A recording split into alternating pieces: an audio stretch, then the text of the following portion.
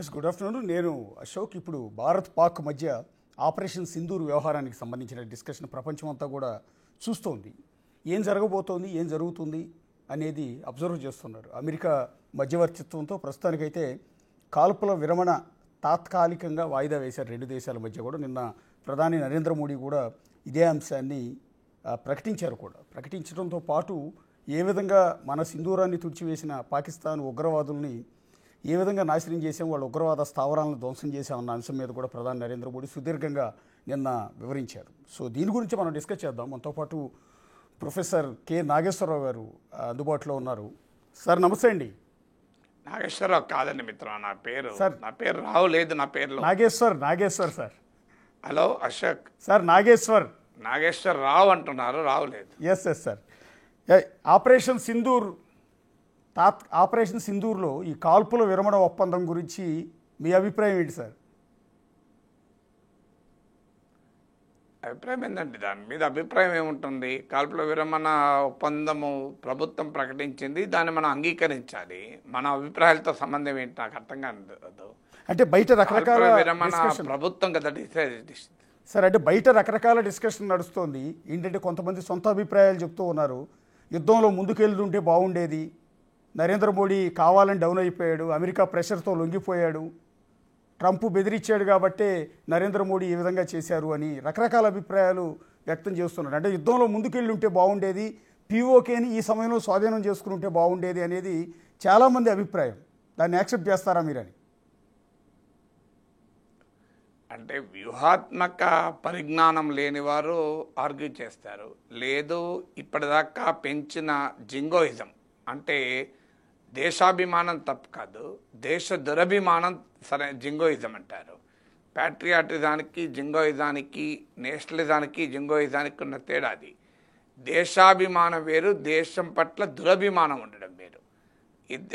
ఆ జింగోయిజం వల్ల యుద్ధం అంటే, యుద్ధానికి ఉండే పర్యవసనాలు ఏంటివి అర్థం కాక, ఒక దేశ వ్యూహాత్మక నీతి అర్థం కాక మాట్లాడుతుంటారు.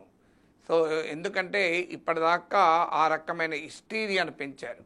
అంటే పాకిస్తాన్ సంగతి తెలుస్తాం, పాకిస్తాన్ లేకుండా చేస్తాం, నరేంద్ర మోడీ నాయకత్వం అంటే మామూలు కాదు, భారతీయ జనతా పార్టీ ఇప్పుడు అధికారంలో ఉంది, ఇది న్యూ ఇండియా, ఇది ఓల్డ్ ఇండియా కాదు, ఇట్లాంటి భావజాలాన్ని, భావోద్వేగాన్ని విపరీతంగా పెంచి ఉంచారు.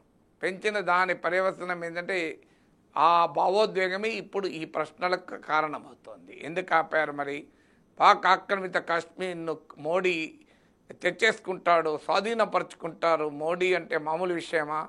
మోడీని చూస్తే పాకిస్తాన్ హడలెత్తుతోంది. ఇలాంటివన్నీ కూడా ఒక నరేటివ్ బిల్డ్ చేశారు.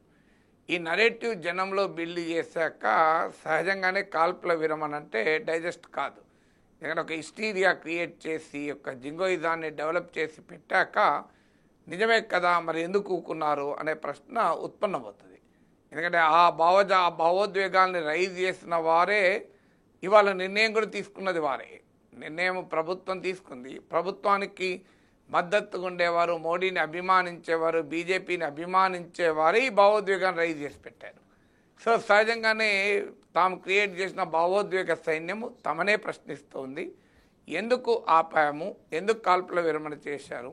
ఒకవైపేమో పాకిస్తాన్ ఎన్నడూ లేనంత బలహీనమైన స్థితిలో ఉంది, ఇది వాస్తవము.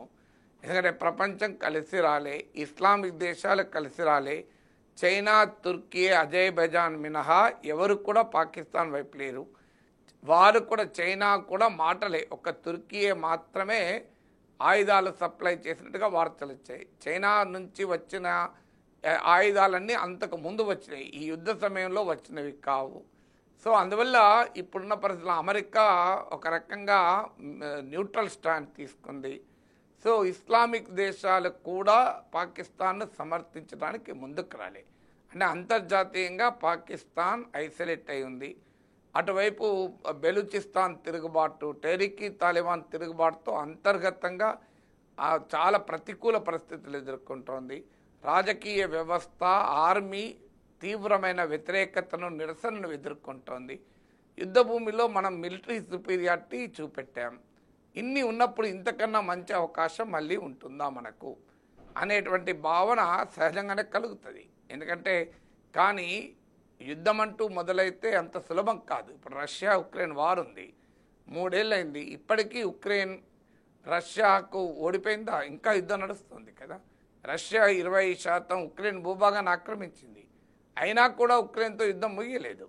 అందువల్ల యుద్ధాలు అనేది రష్యాతో పోలిస్తే ఉక్రెయిన్ చాలా బలహీనమైన దేశం. రష్యా ఒక పెద్ద న్యూక్లియర్ పవర్, ఉక్రెయిన్కు న్యూక్లియర్ వెపన్స్ లేవు, అయినా యుద్ధం కొనసాగుతుంది 3 ఏళ్ళుగా.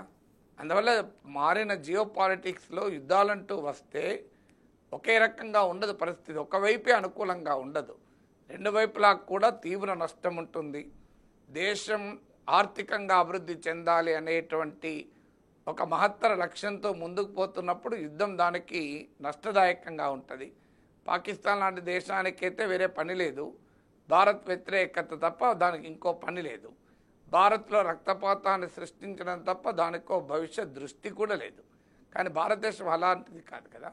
ఇండియాకు పాకిస్తాన్ అబ్సెషన్ కాదు. సో అందువల్ల పాకిస్తాన్కి ఇండియా అబ్సెషన్ ఉండొచ్చు. అందువల్ల మనం ఏ సమయంలో అటాక్ చేయాలో ఆ సమయంలో అటాక్ చేశాం. ఏ సమయంలో ఆగాలని ప్రభుత్వం భావించిందో టీవీ స్టూడియోలో కూర్చొని యుద్ధాలు మొదలు పెట్టము, టీవీ స్టూడియోలో కూర్చొని యుద్ధాలు ఆపము. అందువల్ల యుద్ధం చేయడము చేయకపోవడం అనేది విశ్లేషకులు జర్నలిస్టులు తీసుకునే నిర్ణయం కాదు, అది ప్రభుత్వాలు తీసుకునే నిర్ణయం. ప్రభుత్వం అన్ని రకాల వ్యూహాత్మక అంశాలను దృష్టిలో పెట్టుకొని దేశ హితం కొరకు ఏది సరైన నిర్ణయమో అది భావించి తీసుకొని ఉంటారు. అంతే తప్ప ప్రభుత్వం ఈ సమయంలో తీసుకున్న వ్యూహాత్మక నిర్ణయాన్ని తప్పుపట్టకూడదు. కొంతమంది వ్యూహాత్మక నిపుణులు అంటున్న మాట నిజం కాదని, కేవలం సాధారణ ప్రజానీకమే కాదు, వ్యూహాత్మక నిపుణులేమో వారి విశ్లేషణ ఆధారంగా చెప్తున్నారు.